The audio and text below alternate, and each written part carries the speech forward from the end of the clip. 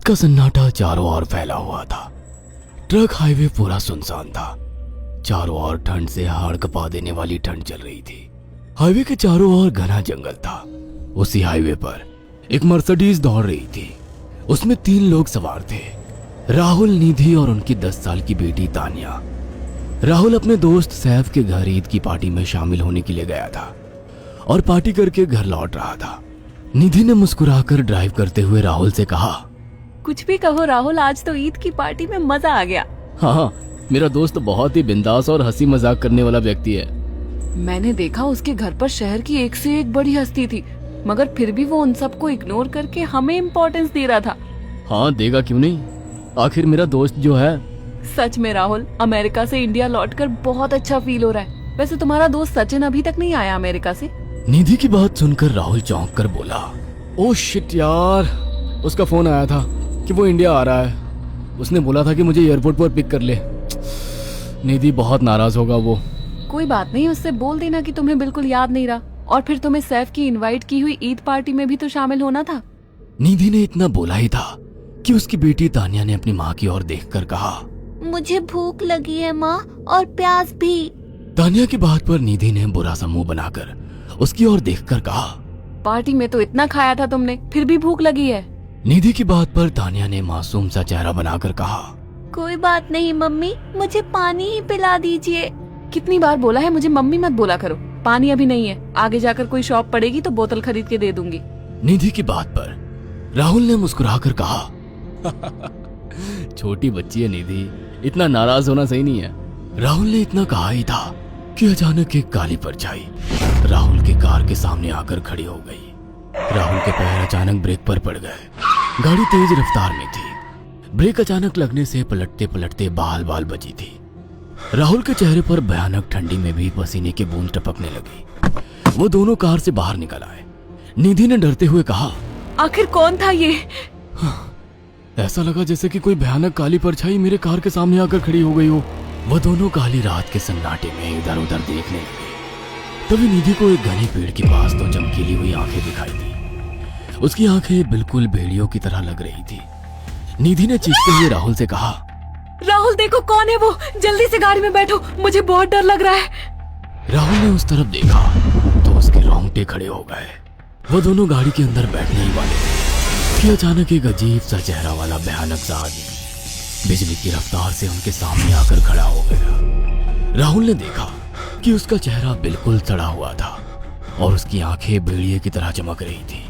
उसके लंबे लंबे बाल उसके कंधे तक आ रहे थे और उसके दांत भेड़िए की तरह बाहर की ओर निकल रहे थे। हाथों की जगह नुकीले पंजे थे।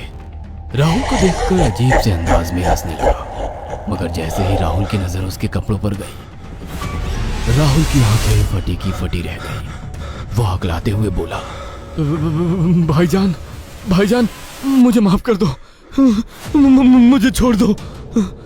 राहुल ने इतना कहा ही था कि अचानक उस अजीब से दिखने वाले भयानक आदमी ने अपने पंजों से राहुल की गर्दन कसकर पकड़ ली और एक ही सेकंड में उखाड़ कर जमीन पर फेंक दी। राहुल के धड़ से लाल रंग का खून का फुहारा फूट पड़ा। इस भयानक मंजर को देखकर निधि के गले से एक जोरदार चीख निकल गई। निधि इससे पहले भागती कि अचानक उस भयानक दिखने वाले आदमी ने निधि को पकड़ लिया और अपने नुकीले पंजे उसके पेट में गड़ा दिए और उसकी अतड़ियां बाहर निकाल दी। निधि की एक दिल दहला देने वाली चीख सन्नाटे को चीर गई। अचानक हवा का एक बवंडर उठा और वो भयानक सा दिखने वाला व्यक्ति देखते ही देखते बवंडर के साथ गायब हो गया। तानिया ने डरते डरते निधि के मोबाइल से पुलिस और सैफ को बुला लिया और कुछ ही देर में वहां चारों ओर पुलिस की गाड़ियां थी। पुलिस ने राहुल के दोनों दोस्त सैफ और सचिन को वहीं बुला लिया। इंस्पेक्टर अर्जुन ने दोनों से कहा, मैंने ऐसी हत्याएं अपने करियर में कभी पहले नहीं देखी। ये काम तो ना किसी जानवर का लगता है, ना ही किसी इंसान का। सचिन कपकपाती हुई आवाज में बोला, आप कहना क्या चाहते हैं? कुछ कह नहीं सकता। जिस किसी ने भी इन दोनों को मारा है उससे एक बात तो साबित होती है कि वो इन दोनों से हद से ज्यादा नफरत करता था। अब सारी सच्चाई तो ये बच्ची ही बता सकती है। इतना बोलकर इंस्पेक्टर अर्जुन तानिया के पास चला गया, जो बेहद डरी हुई थी। तानिया ने आंखों देखी सारी घटना इंस्पेक्टर अर्जुन को बता दी। तानिया की बात सुनकर इंस्पेक्टर अर्जुन कंफ्यूज चेहरा लेकर मोबाइल पर किसी से बात करने लगे। सचिन इंस्पेक्टर के पास आ गया और सैफ भी डरता हुआ इंस्पेक्टर अर्जुन के पास आकर बोला, क्या हुआ इंस्पेक्टर? तानिया ने क्या बताया? उसने जो बताया वो काबिल यकीन नहीं है। उसकी बात पर किसी भी तरह से यकीन नहीं किया जा सकता। फिर भी कुछ तो बताया इंस्पेक्टर। हाँ, उस बच्ची के मुताबिक एक भूत ने निधि और राहुल को बड़ी बेदर्दी से मारा है। इंस्पेक्टर की बात सुनकर दोनों बुरी तरह से चौंक गए। क्या मतलब है इस बात का? बच्ची बेहद डरी हुई है। हम आगे की तफ्तीश जारी रखेंगे। निधि और राहुल तो चले गए, अब तानिया को मैं रख लूंगा। नहीं नहीं, राहुल मेरा अच्छा दोस्त था। तानिया अब मेरे साथ रहेगी। देखिए, बच्ची के माँ बाप अब इस दुनिया में नहीं है और आप दोनों भी शादीशुदा है। मुझे नहीं लगता कि आप दोनों बच्ची की सही से देखभाल कर सकते हैं। मेरी कोई औलाद नहीं है। मैंने अपनी पत्नी को फोन कर दिया है, वो भी IPS ऑफिसर है। ये बच्ची आज से मेरे साथ रहेगी। उसका मासूम चेहरा मेरे दिल में उतर गया है। अब तुम दोनों जा सकते हो। पूछताछ के लिए मैं जब भी तुम्हें बुलाऊं तुम दोनों आ जाना। इंस्पेक्टर ने ये बात बोली ही थी कि अचानक वहां पर मौसम बदल गया। चारों ओर काली घटाएं छा गई और एक भयानक बवंडर उठा और देखते ही देखते सब पुलिस वालों के सामने वो भयानक चेहरे वाला आकार सबके सामने खड़ा हो गया। उसको देखकर सबके रोंगटे खड़े हो गए। देखते ही देखते उसने अपने भयानक पंजे सैफ की आंखों में डालकर उसकी आंखें निकाल ली। सैफ ने चीखते हुए वहीं दम तोड़ दिया। उस भयानक आदमी को देखकर सचिन उसके पैरों पर गिर गया। तुम तो भाईजान से कपड़े पहने हो। मैं समझ गया, तुम भाईजान हो। मुझे माफ कर दो भाईजान, मुझे यहाँ से जाने दो। मैंने कुछ नहीं किया था। वो भयानक चेहरे वाला गुर्राते हुए बोला, बता इन सबको कि ये सब इतनी भयानक मौत क्यों मरे। सचिन दौड़ता हुआ इंस्पेक्टर अर्जुन के पास गया और बोला, मैं जानता हूँ इसने इन तीनों को क्यों मारा। इसका नाम भाईजान था। जब ये जिंदा था ये किसी का भाई किसी की जान था। बहुत साल पहले ये हम सबका बहुत अच्छा गहरा दोस्त और बिजनेस पार्टनर था। ये सबकी बहुत मदद किया करता था।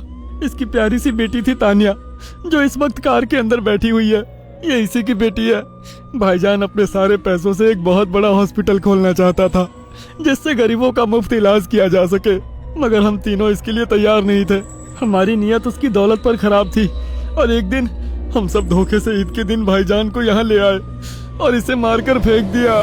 तो फिर तुम सबने इसकी बेटी को क्यों जिंदा छोड़ दिया?